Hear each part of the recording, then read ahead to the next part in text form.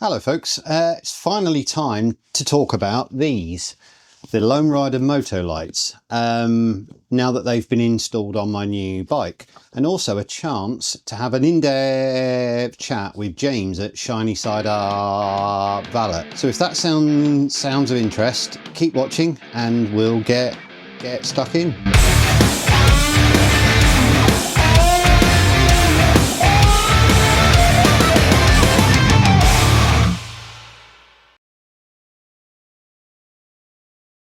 So I've had these MotoLights for about 3 months now, but due to receiving them just before Christmas, I was in the process of trading my old bike in. I've only now just got round to having them fitted, which leads me nicely into the question, why didn't I just fit them myself? Well, the short answer is I could have fitted them myself. But I've been wanting to make some content with James at Shiny Side Up for quite some time now. And given that it was him that introduced me to Lone Rider and got me on their radar, I thought it'd be nice to choose this moment to have these lights, you know, fitted by him and have it done professionally. And also to take the opportunity to talk to him more about Shiny Side Up, about the actual business, how Shiny Side Up has become so sort of popular over the last 12 months, and find out about his process of how he installs these lights and how he goes about configuring them for each sort of use case and how the end user wants them.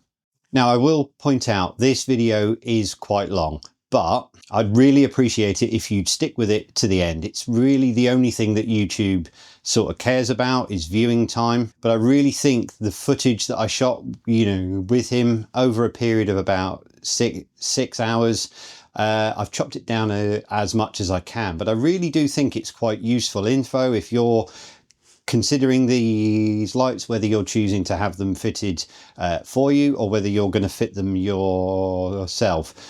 Being able to talk to him and kind of see the actual process was really insightful. So it really would mean a lot if you could, you know, stick around to the end. I really hope that you find this interesting.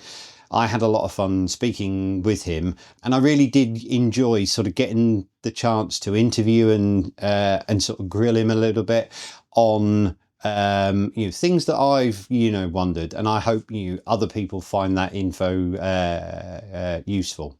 If you know me by now, you know I don't really push the affiliate sales side of things that, you know, heavily, but although there isn't any sort of discount code, there will be a link in the description if you're considering buying these lights or any of the other Lone Rider products. I will get a little bit as a thank you from them, but also it will also show them that my video's, you know, doing well, and that it was actually worthwhile them sponsoring me. So yeah, that would be great if you could.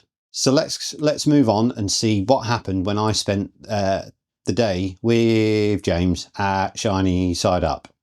Okay folks, so after a very wet ride and having to wade through some water that came up over my boots and up towards the petrol tank, I'm finally here at Shiny Side Up. Now, I would imagine you've probably seen a lot of James's videos at Shiny Side Up. In fact, he's so popular lately, he's booked up until June, is it? Yes, indeed, sir. He's nodding in the background there. So the plan for today is this isn't really going to be an instructional video. How should you fit your Lone Rider MotoLights, a motor can? How should you wire it? I know I have talked about that a bit in the past. This is going to be more me seeing I could fit these and they would work. However, these lights are going to stay on permanently, and I'm always pulling apart the bike to fit Apple CarPlay units and cameras, and I want to mostly irritate James with a lot of questions about why is he routing the wire that way, or why is he doing things a certain way, because I'm a professional idiot. James is an actual professional at these, and if you've seen any of his videos, you will know his attention to detail is exquisite. So I want to know how this is wired in, just because I'm incredibly curious. So it's going to be less about meticulous, do this, wire this here, put this here. I'm going to be asking a lot of questions, because for me, Shiny Side Up has kind of exploded.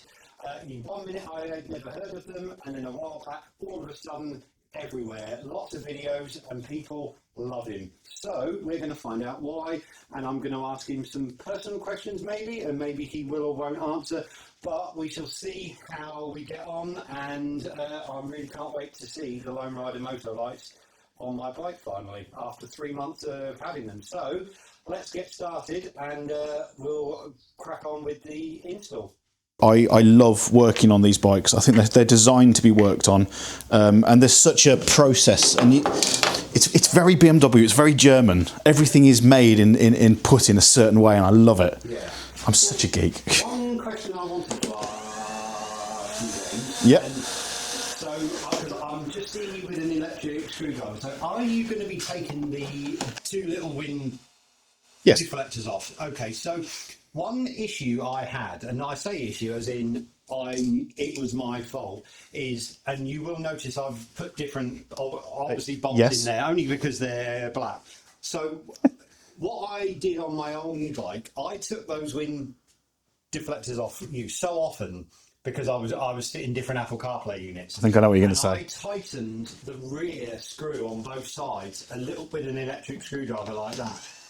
And the next time I unscrewed both of them, the front screw, which I'm going to try to get on camera, the front one there, that was always fine. But the rear one, there's a brass insert, The collar, into the plastic. Yep.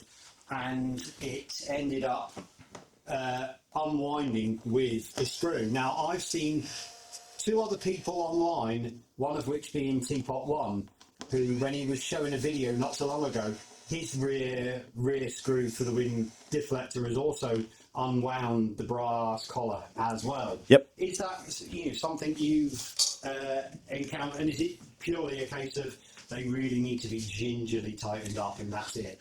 It doesn't matter how they're tightened up. I don't know what it is. I don't know if it's just, say, a fault with that or a design fault. 1 in 4, I say, of the GSs have the, well, 1 in 4 have that issue where I will unscrew it, whether it's with an electric screwdriver or not, and the collar comes with it. Yeah. It is what it is.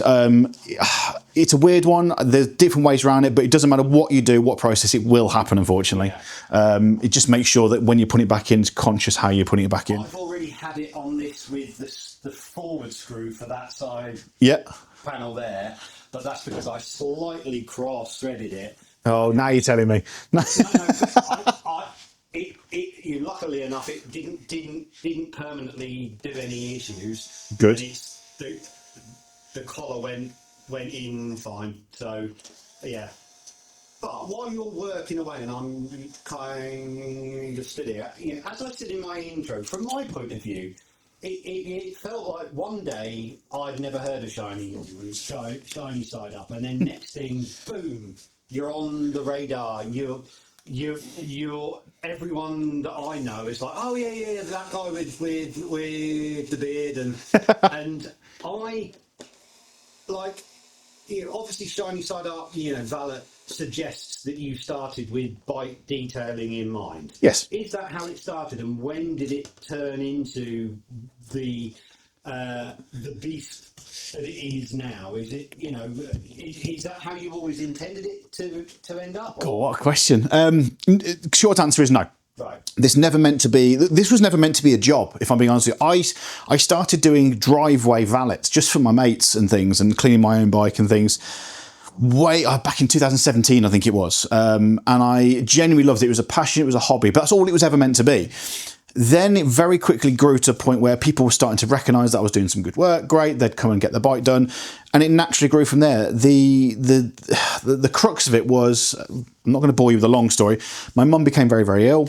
I quit my job at the time, which was working in sales and corporate companies and things like that, and I decided to become my mum's full-time carer. That was obviously very hard, very tough at the time. But then from there, when unfortunately she did pass, took a bit of time out, decided to do something just for me. And that's where I thought, well, I've done valeting for a bit, let's just give that a go. Committed financial suicide, bought myself a van, started doing proper valets, and it just kind of went. Then, of course, COVID-19 hit, which you think would kind of kill the business, but no, because everyone was at home, everyone wanted their bikes done, and because their bikes were seen as a key form of transport to get around, my job became key, which was amazing. So yeah, Shiny Side Up was kind of born from that. Then the installation side of things, now that was literally a fluke. I love working on things. I love working on bikes, and I love doing bits and bobs. So I started doing bits to my own bike.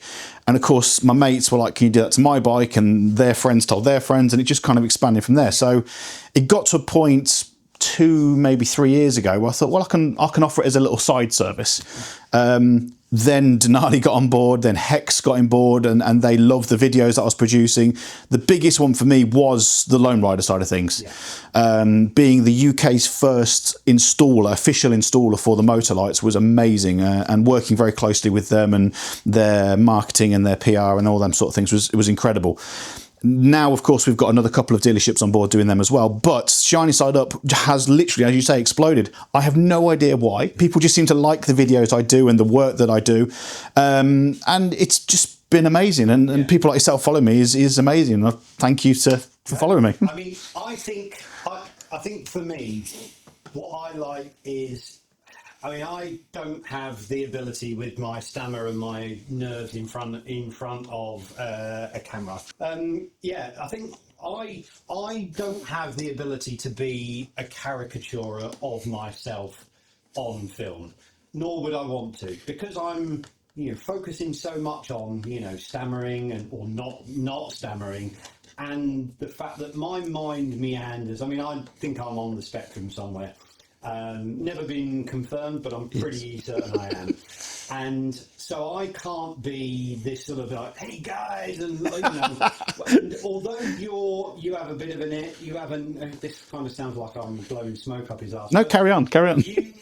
Although you have a sort of energy about you, you're not.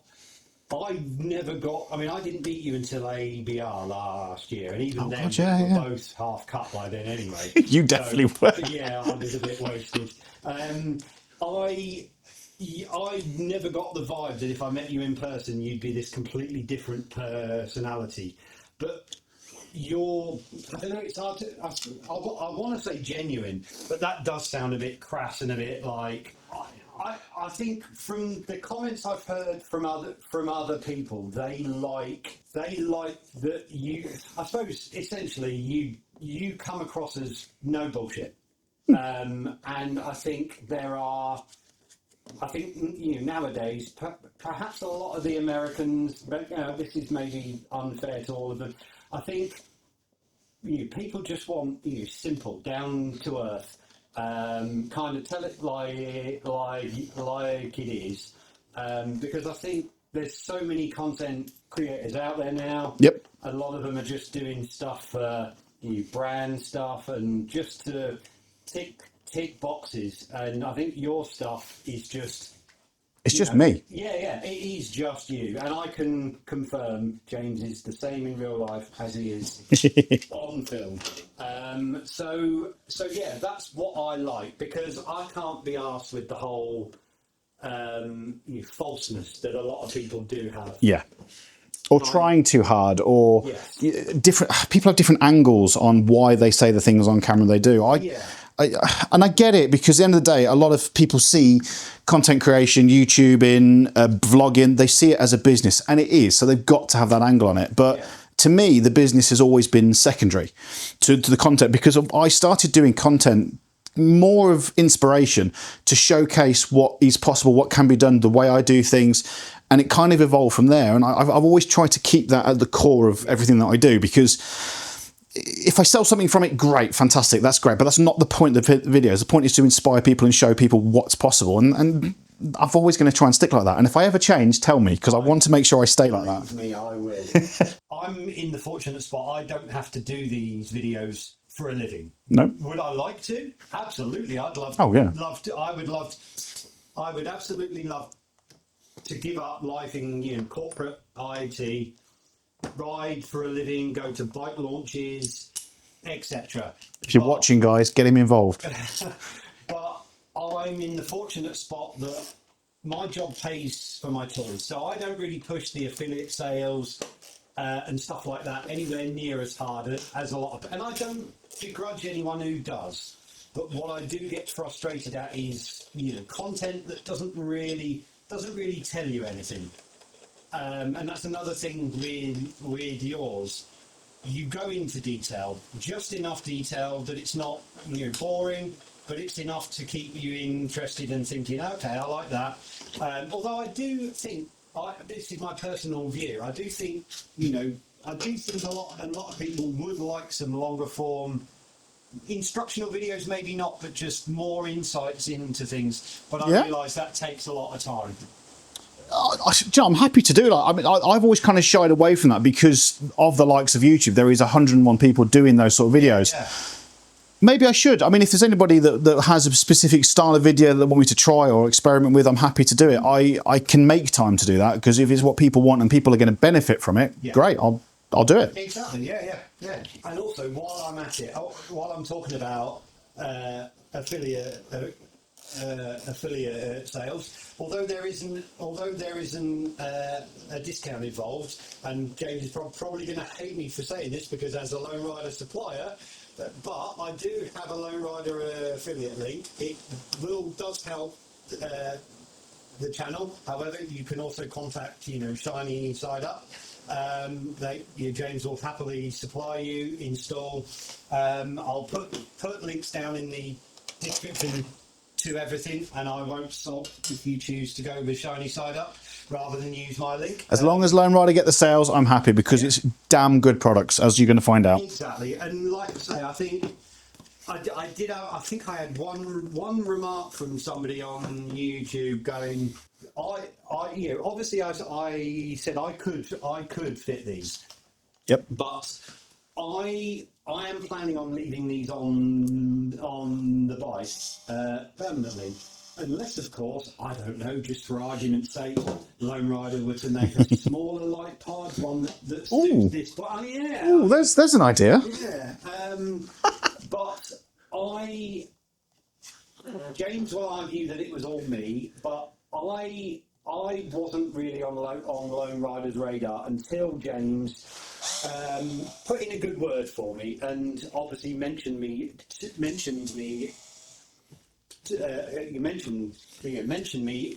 to Lone Rider. So You're welcome. I acknowledge that in no small part this sponsorship deal, whatever you want to call it, is in no small part thanks to this man here. And that to be fair, we have been saying since, well, probably like early last year, we should make a video, but the timing's never been right. Nope.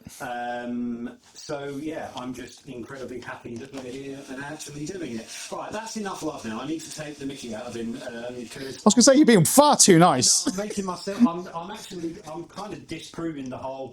I'm genuine and not a caricature of myself. But yeah. And while James has dropped that off, I'm going to go around here without stepping on any of my own stuff and point out that if I can, I'm trying a new camera gimbal, but that brass collar there, if you are ever removing the deflectors off your own bike, when you actually put them in again, don't screw it in too tight, because the next time you unscrew it, there's a good chance that might unscrew.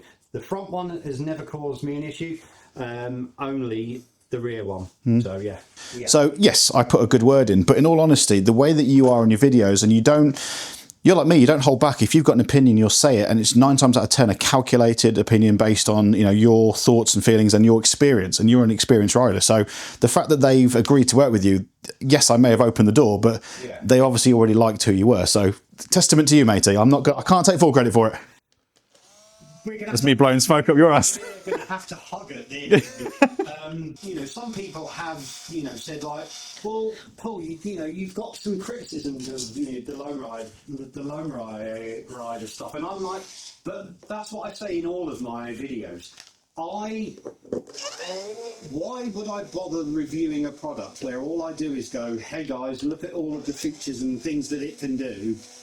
Here's a link down below if you want to buy one. What does that tell you? Absolutely nothing. Yep. You may as well just watch Lone Rider's own videos. And let's be honest, Lone Rider's videos, like feature showcase videos, their instructional videos are all awesome.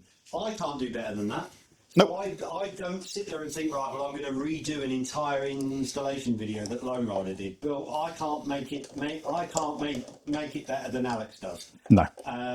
Love So, Alex. and I may as well, and I think, well, if they're going to send me stuff, I may as well say what I think. If I think something needs to be improved, or personal preference is that I would personally have done it a different way. Yep.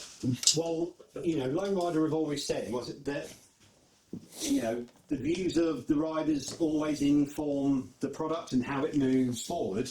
So they want to know. They want to know what people like and don't like. Yep, 100%. And so I feel it's my task, if they're going to send me this stuff to review, if I think something's bad or not, it's just I would have done it a different way, then it's my duty to say. But I have had a few remarks like, Jesus, dude, they sent you that for free, and you're already moaning about it. And I'm like, well, I'm not moaning. I'm just saying. No.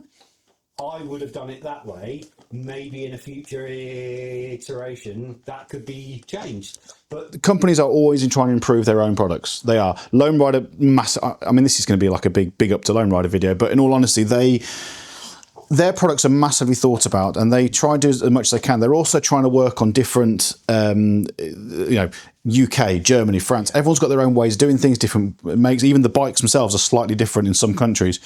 Yeah. What's this? That's the. What's this? That's for the Heel Tech servo eliminator switch. Oh, okay. You run it that way. Yeah, I was in a hurry, and I had a feeling you'd point that out and go, why do we have a dangling wire? But yeah. Right. There is no right or wrong way to do an installation. There is simply different ways. Yes, indeed. Is it functional? Is it working?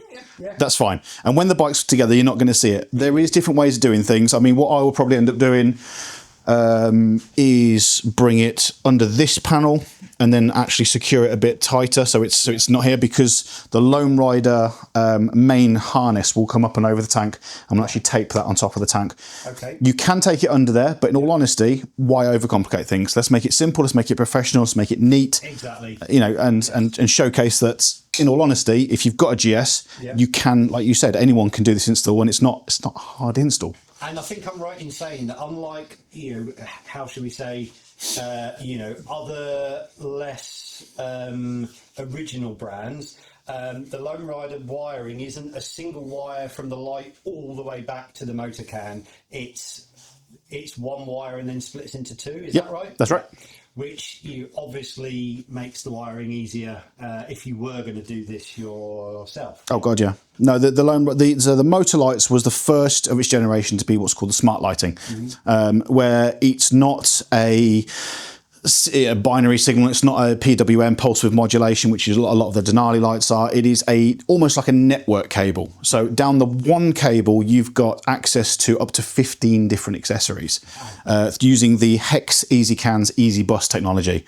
A lot of acronyms, a lot of words there for you. But essentially, the EasyCAN and the MotorCAN are exactly the same. They're both made by, even the Denali, they're all made by the same company, Hex. Yep. And Hex, massive shout out to Hex, because they are the unsung heroes. Everyone shouts about Lone Rider, Denali. No one really shouts about Hex, and yet they're the brains behind all this technology that the lights and everything have on it. So yeah. Absolutely. And I've had a Hex EasyCAN for a couple of years now, and. I've never got to use the EasyBus part of it, but I enjoy. I mean, being an IT nerd, I enjoy being able to obviously hook a laptop up, configure things how I want. Where would your go-to place on an R1300 be? My go-to place would literally be. So if I move these out of the way for a second. Terrible job of using this camera. That's all right. But it's quite heavy. Literally. There. Okay. Right. Because the only time you're ever going to need to access it, the only thing you need to do is just simply remove the seat. Yep. Once you remove the seat, it's here, and you can just literally angle it up and get to the cable if you need to. Yep. So that is a nice, flat, stable base for it there for you. there is no right or wrong answer. There is not. I like it there, one, because it's central, because then you can split the cables either side to where you want it to go. It's a nice direct access up for the CAN bus system plug. So that's your CAN bus connector plug, which from there we can go under this box here and straight up to the connection unit here. So it's nice and easy. And equally with the power cables, I find that from here we can loop that round, go underneath this harness and hide the fuse blocks down there. But I mean, there is 100 different ways of doing it. There is no right or wrong. Some people will do it and they'll find their own flow, their own way of doing things. They may have other accessories as well, so they may need to do it a slightly different route. Of course, having it down there is absolutely fine. I think that's no problem at all. The only thing I would say is make sure it's got some padding or something so it's not vibrating against the actual swing arm itself. An excellent point, sir. But sorry, I'm touching the mic there. That's okay. But yeah, I mean, I'll show you how I'll do it. But if it's got to work for you as a customer. So I always try and I love to showcase how we do things, talk people through it, say why I'm doing it, what the reason is.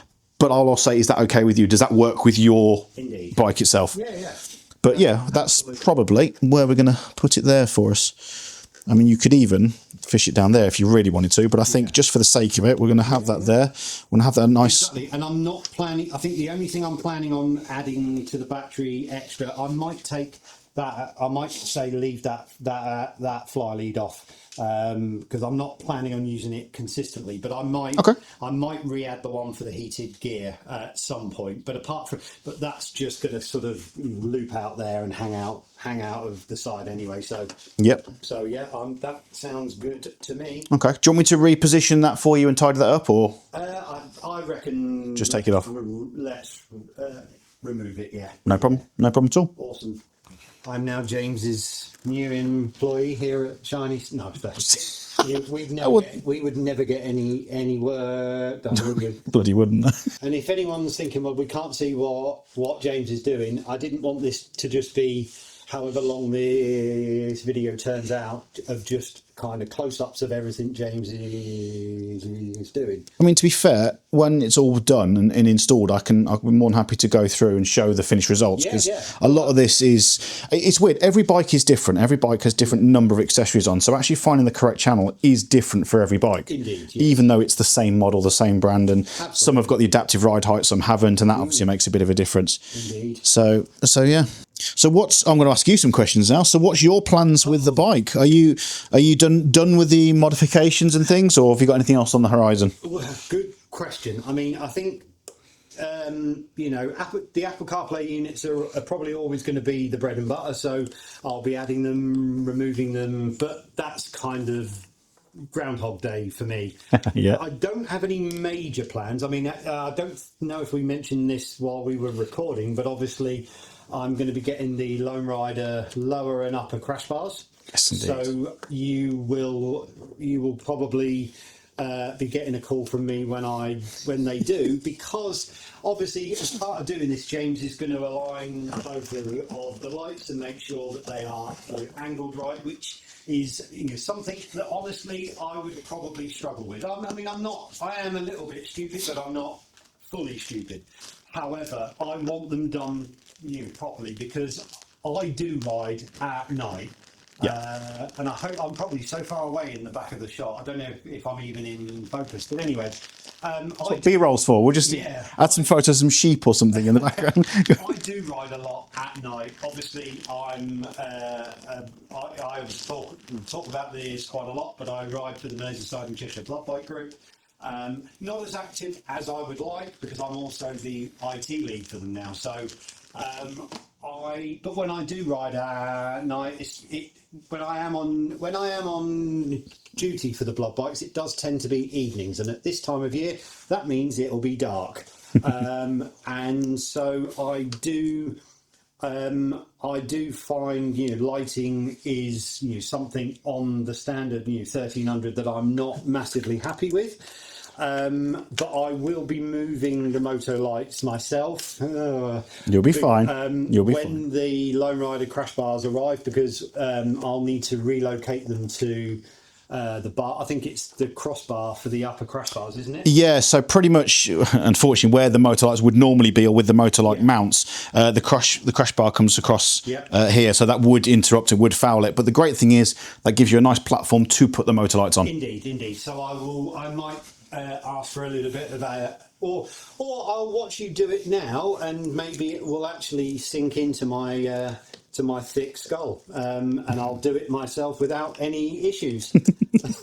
Are you happy with what I've done so far, by the way? Absolutely. Yeah? Absolutely, yeah. So that's the power cable nice and tucked neatly there. I've tucked 1, 2, 3 with one single cable tie with the caps on as well, so they're all blanked and put out the way there. Indeed. And then that is running, which I'll probably do just like that, following the harness and up into the camber system there. Absolutely. In fact, what I will do, for the sake of the viewers at home, I will just show how that has been done there. That is incredibly neat.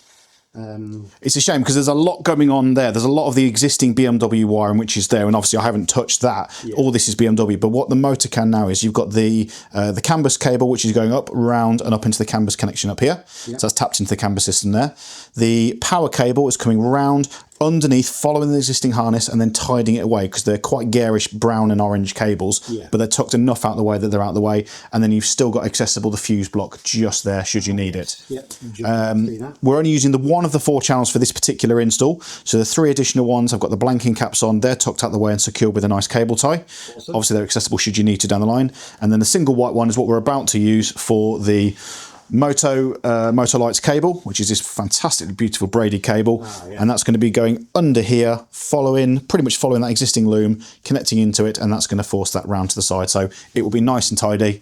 And I'll show you that when it's finished in a second. Awesome, thank you. There is plenty of space under the panel that goes on top of that.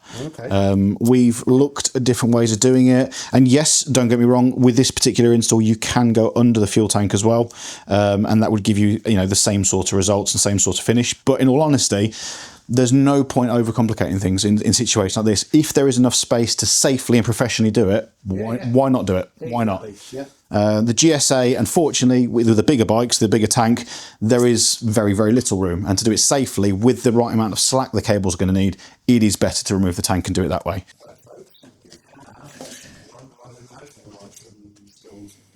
Me and James were just sort of chewing the fat and having a bit of banter, and I forgot to press record. Probably a good idea for some of the things we were talking about. We're now about, and again I say we, the royal we, we're about to program them. So because I went for, I don't know why I'm pointing at the headlight when the headlight guard is on the floor, but I went for the clear insert for the headlight guard. Now, again, it's personal preference, but on my triple black, I would have gone for the amber. I think it looks amazing. For this, I wanted to be different. Everyone goes to the amber, and obviously that's why Lone Rider give you the clear ones that you can choose. So what James is going to do for me is he's going to program the ring on MotoLights to be white as well, and obviously they're going to be indicators as well, alternating flashing for the hazards. Absolutely. And then obviously we're going to talk about things like the beast mode and speed, blending. I'm probably not going to film a lot of that because it's a lot of detail that unless you really want to go into the nitty gritty on it, that's probably a video on its own. And I suspect there's probably a Lone Rider tutorial already on how to set all of that up. So I'm going to leave things like the different types of lights and what I think about them, because obviously I need to ride this at night, which I'm looking forward to that. Yes. I'm going to make sure I have my helmet cam on, because I have a feeling I'm going to be giggling like I almost said a schoolgirl, but then I'm going to be giggling a lot. Because from the video Lone Rider did back when they released the MotoLights, I think it is Alex who does the ride video. So the guy, I think when he activated the lights on full beam down the sort of country road he did, I think my words were holy shit. Yeah, there's bright and then there's bright. I mean, it could be argued, why do you need lights that bright? But there's probably some people that are like, well, there's street lights everywhere. Well, where I live in Cheshire, there are plenty of roads that are either not lit or very badly lit, and there are a lot of farms and country lanes around where I live. And at night, they are dark, like insanely dark. And for me, at night, extra lights, they are a must. And being able to strobe when you press the horn. That's always handy. Right, this is, I actually wanted to get this on camera with you guys because I think it'd be really interesting. Unlike other lighting systems where you have a channel per light or per side or anything like that, the MotoLights are very, very different. They're smart lighting, so they're using essentially a network cable to control all the lights. So rather than having one cable for a light, these light pods now have your low intensity lights, so your floodlights, your spotlights, your center spotlights, your DRLs. That's four functions, if you like, per light pod. So you think you'd need 4 channels per light. No, this is all coming down to a Y splitter, coming down to one cable, and then to here. Right, so what we're going to do at this stage is do an easy bus scan. This is scanning the network cable, if you like, to see what we've got. So easy bus devices, we're going to scan. That now scans that entire cable to see how many accessories are on that particular cable. It's going to pick up the first motor light and the second one straight away with the individual serial numbers of those pods. So once we've scanned it, it configures them and it locks them into the motor can, if you like. Just give that a second while it updates the configuration. Indeed. I mean, what I might do is insert some screenshots off of my laptop if when I look back at the footage, it's not sort of clear enough. Absolutely. Yeah. Right, fantastic. So that's now done. That has connected and allocated a left, right, and a light. Left, I can't say that quick. Left light and a right light. First thing we do is make sure the lights are allocated to the correct left and right side. Now, it automatically allocates it, and there is a 50-50% chance they're on the right way. So let's have a look at the front of the bike, and let's see how lucky we are. Oh, where's your key? So we're not going to start the engine just yet. We're just literally going to put some power through it. You'll see that they will come on. Now the engine's not running, so they're not at full brightness at the moment, but let's just see. Yes, fantastic. First time lucky. And left. Boom. Now we're going to turn the bike back off and we're going to look through the settings on the laptop now. Now, the great thing about these MotoLights, there are so many different functions and things that we're looking at. Now, although those amber lights look fantastic, there is also the option of having the white, which is what we're going to do for your one. So it's literally the MotoLights, sorry, Lone Rider and Hex have made this software beautifully simple to work. It's all tick boxes, it's all toggles, and it's all sliders as well, so you can clearly see what it is. White for the rings. Now, do you also want those bottom 4 floodlights on in the daytime? Yes. Yep. I think so, and I'm assuming because you've obviously done this loads of times. As long as they're angled correctly, there'll be no dazzle for other vehicles. Exactly. Right. So the bottom 4 lights, they are dispersed light. They're almost like a flood, or they're concentrating on pushing the light outwards rather than directionalizing it like a spotlight. Cool. So even up to, I'd say no more than 25% day or night time, because they are very, very bright lights. They can, start to dazzle at that intensity, but 10-25% is more than enough. Yeah. What I'm going to do is I'm going to set both day and night time initially to 10%, and then we can change it as and when we need to there. Yeah. We're also going to activate all the fantastic features Hex have, like the flash to pass, yeah. Strobe when the horn's active, yeah. And we're also going to have it so when you indicate, whatever white light is on that particular pod, it will turn all that white light off and just the amber ring will flash for your indicator, which is brilliant. Indeed, yes. Now, we very briefly mentioned earlier about the speed blending. Now, for anyone that doesn't know what speed blending is, the light pod itself, follow me. There is essentially 9 LEDs. 4 at the bottom, 1, 2, 3, 4, 4 at the top, and then this fantastically bright centre one. I am going to do this satisfying peel.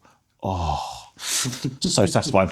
Right, that's your floodlight, that's your spotlight. When you put your full beam on, we can activate everything to be full beam, full 100%, which is brilliant. Yeah. This one in the middle, now that is a concentrated, super focused, concentrated lens, and that light alone is incredibly powerful.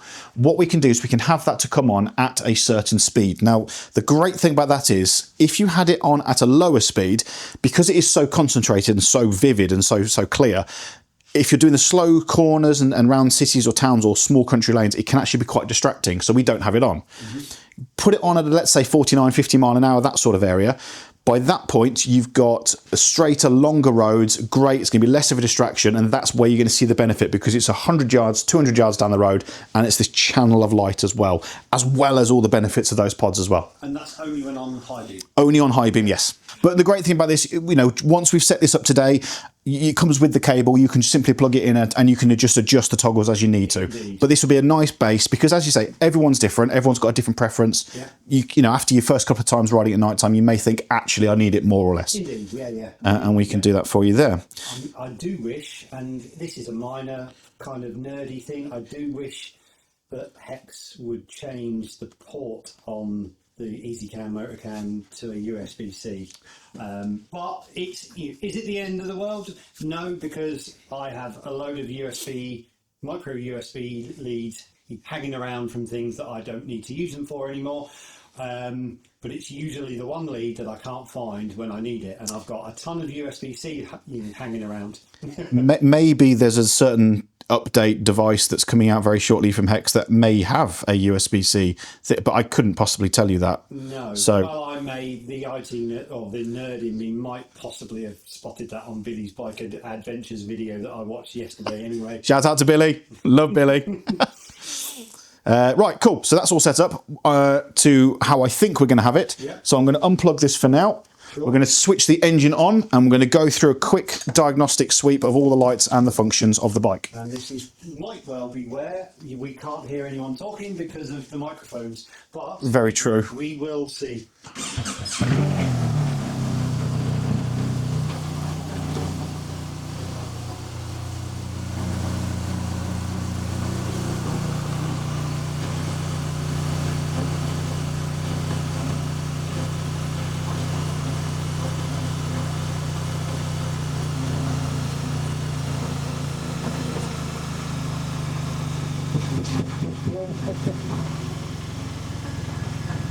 Wow. Not bad, eh? Oh, yeah. And obviously the horn as well. So it's a really nice feature as well. I love the fact that when you're full beam, your running lights or whatever it is, that particular pod's white goes off, so the indicator is even clearer. Yes. You can turn that function off if you want to. Some people like to keep the bottom four lights on, especially if it's absolute pitch black light. Instead of turning off if you're turning right, turning off the light there, people said it could have been a distraction. However, because of how the position these are, this will actually disperse the light this way anyway, so you're not really losing too much. But again, your preference, you can see how you get on night time. Yeah. But how's that look? Awesome. Now, I mean, essentially the install, I'm happy with how the install is. I'm happy with the functionality of it all. We're just going to get all the panels and parts back together, make sure that you're happy with how it's all fitting, and that's it. We're pretty much on the home straight now. But they are just... They're beautiful, aren't they? They really are. It's just, they're really good quality. They're very, very solid bits of kit. They are, yes. And it's not just about the looks, the performance that they give out is fantastic. We were talking about this earlier. There's other lights out there that are technically more powerful than these, but they scatter the light. All of the individual light pods are the same as these ones. They're all focused spotlights, just throwing light in a forward direction. These are more purposeful. The actual usable light you get out the pods is, I'd say 90% of the light that comes out of it is usable. So it's great. Right, folks, so we're all done. I'll insert some shots of the lights on and working. Obviously, I still need to ride at night and get some nighttime footage. I have a feeling I'm going to be blown away. I just want to give a massive thanks to that guy there, James. You spending your Saturday doing this. I can't thank you enough, mate. Pleasure. We've obviously been talking about this for a while. Yeah. And I'm glad we did it. Please give I imagine you already are, but if you're not already, please give this guy a follow on in Instagram and Facebook. I'll stick a link down in the description. Give him a follow. His installs are phenomenal, so thank you very much, mate. Hey, no problem at all. Thank you very much for coming down and for trusting me with your beautiful bike. Oh, well, and he's even cleaned parts of it for me. The temptation to get the jet wash out is unreal, just because I want to get it right, but it's going to get dirty again on the ride home. Very true. So, right, well, I'm going to sign off, eat some more Oreos. He treats me very well, and yeah, start the long wet ride home again. So, I'll be back in a bit with some nighttime footage and some final thoughts. But once again, thank you very much to James at Shiny Side Up. So I hope you enjoyed that segment as much as I enjoyed, making it. I know I sound like a little bit of a James, fanboy, but I really can't stress enough how impressed I am with his whole, process, his meticulous, detail, and really just his whole focus on, giving you what you want. Anyway, that's enough of me praising him. I don't want him to get a big head, but I just wanted to make sure that he got a fair shout out. So let's move on to my final thoughts and whether I would, recommend that you buy these lights. Now, it isn't, lost on me that I haven't paid for these lights. They've been supplied by Lone Rider. And obviously people might argue, well, of course you're going to recommend these. You're sponsored by Lone Rider. It's in your interest too. But I'm actually not going to recommend these lights at all. But not because I don't like them, but because I simply cannot say whether they are right for you. The price is likely the biggest factor when for anyone considering buying these lights. That's exactly why I don't want to try to sway you either way. Do I need this iPhone 17 Pro Max, or will this iPhone 11 Pro Max be just fine for me? Well, arguably, this does most of what I want. And yes, it probably will. It makes phone calls, it has a camera, I can browse the internet. However, when choosing the iPhone 17, I've weighed up all of the options, the upgrades, the reasons for and against, and I've chosen it for my use case. Same for the bike. Do I need a brand new BMW R1300GS? No, I could probably get a Suzuki V-Strom. It would still ride, it would still take me touring, but I choose this because it meets my needs. Are these lights for everyone? Absolutely not. They are not for everyone, and not just because of the price, but they are damn good lights. But ultimately, it's up to you to decide if buying these lights are right for you, and hopefully, showcasing what they can do, the process of installing them, has given you enough information on top of Lone Rider's already excellent, videos to be able to make that choice.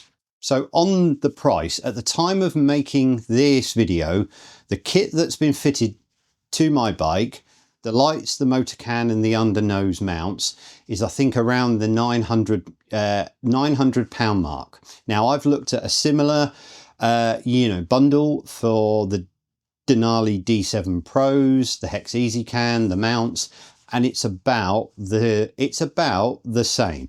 But given these are smart lights, and I believe they are the first and only smart lights on the market, I think the pricing is about right when you consider the other options out there. So that leads me on to things that I like. I enjoy the simplicity. I enjoy that they have one wiring harness. Obviously it's two, then goes into one, but then it's one harness into one of the circuits on the Easy Can or the Motor Can, and that they are smart lights and they can all be controlled easily through the software. That means no splicing wires, no having a nest of wiring under the seat, which on other lights that I've used, which okay, the price point is far lower, is the most challenging part. And most of the questions that I've got from my subscribers about those kind of lights has been wiring related. So I won't say these are idiot proof, but you really can't go wrong. Everything is plug and play, and then it's just your laptop and a wire, and you can set everything up. And being smart lights, further down the line, the firmware can be upgraded, new features added. Obviously, you're sort of limited to the amount of lights within the actual pods themselves, but Lone Rider could update them to enhance certain things or bring new features. I enjoy the light that they put out. Now, it's very difficult to capture on film, but having seen, other lights that are incredibly bright, the lighting is very focused. Instead of it, lighting up all of the sides of the road, the fields, all of the stuff that you don't really need, the light is incredibly focused and usable, as you would expect for a set of lights at this price point. At first, I was a little bit skeptical about the speed blending option. I didn't really understand the benefit and why it would be good until obviously James configured that for me, and I got to try these lights out pitch black lanes the other night, and it made sense. Over 50 mile an hour, that center spot just kind of brought the very distant parts into focus and gave me a much further reach of where I was heading, and I really liked that. I didn't expect to, but it was a nice surprise. Obviously, the build quality on these lights is obviously premium, as you would expect. And I like that if I have any issues with them, obviously I can go back direct to Lone Rider, but I can also reach out to James at Shiny Side Up, being the UK's first Lone Rider installation centre, and he will be able to sort me out. And that was another reason why I chose him. I wanted to be able to get them installed by somebody who I had faith in, and if there were any issues further down the line, I could rest assured that they were taken care of. In terms of things I don't like, there isn't anything that stands out as that is awful. I just know. But I always make sure I say I am completely honest, and the only thing that really stands out that I would change if it was me is with the Lone Rider underbeak mount. Under nose mount. I think the lights sit a little bit too far out. On the GS Adventure, them being quite far out with the extra girth of that bike really suits it. But the standard bike with its sort of slim front end, I think they do sit out a little bit too far. Now, I believe the Denali mounts do bring them in slightly, so I may swap them over for those. But my personal preference would be that they sit a little bit further in. Now, that's probably been done for the lighting, and how it obviously works, and possibly also to avoid fouling the radiator intakes and making sure that there's no disruption in airflow. But I would like them a little bit more inboard. But once the Lone Rider lower and upper crash bars get here and I fit those, the lights will be moved, and I'm hoping they will sit a little bit more inboard anyway, so that shouldn't be an issue. Not really a negative, but when Lone Rider released the smaller light pods that they've obviously spoken about, I would really like to get my hands on a set of those, because I think, while I don't think these look bad on this bike, I think a smaller set, slightly more inboard, not as small as the OEM ones, but somewhere in the middle, I think would really suit this bike well. So I'm hoping in the near future, Lone Rider will maybe let me get my grubby little mitts on a set of those, because I think that will really finish this bike off nicely. So that's really all there is for me to say, folks. Big thank you to Lone Rider for having faith in me and sending me these lights. Big thanks to James at Shiny Side Up for carving out 6 hours of his Saturday, which he doesn't work on, to fit these and listen to me waffle on for hours. If you are considering having these fitted or any other type of accessories like this, please give James a shout. I'll leave links to his Instagram, Facebook, etc. down in the description. He is a Lone Rider approved installation centre, so he can supply you with everything Lone Rider. If you're going to buy it direct, please use my link, but if not, please reach out to him and he will sort you out. So that's really all there is for me now. There will be more stuff on these lights in the future, a sort of midterm review, long term. I'm not expecting there to be any, shocks and paint, flaking off and things like that. But if I have any issues with them, it will all be shown. I won't hide anything. So yeah, I will see you in the next video. Thank you for watching.